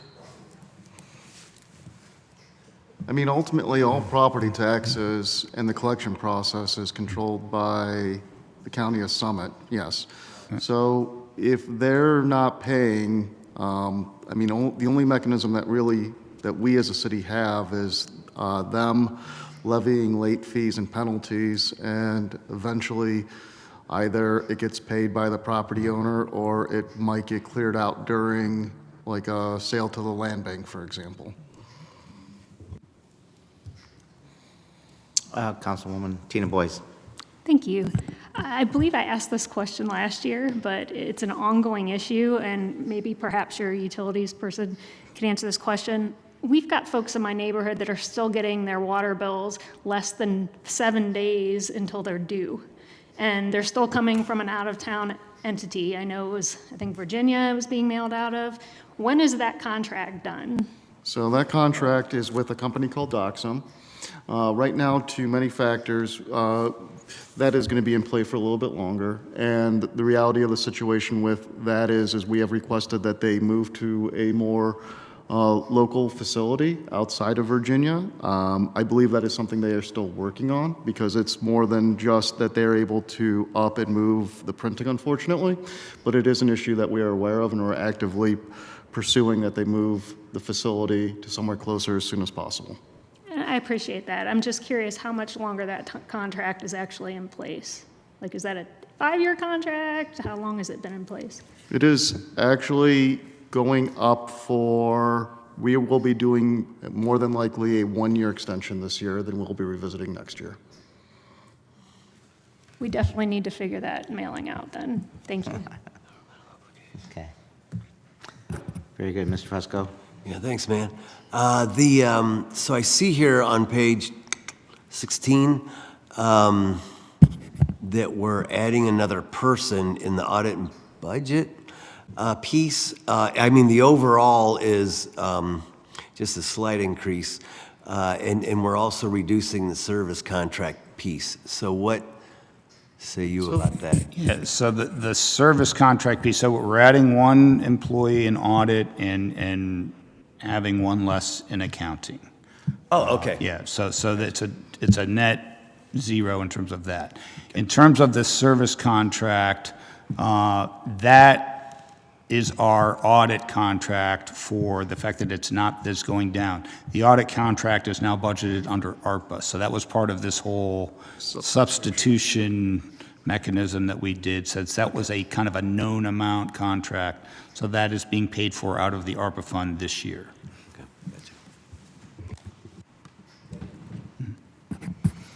Okay, thank you. I think that about wraps it up for this afternoon. And so without any further questions, we'll be back tomorrow, 3 o'clock. And thank you for your time. Thank you for all you do. This meeting is adjourned. Thank you.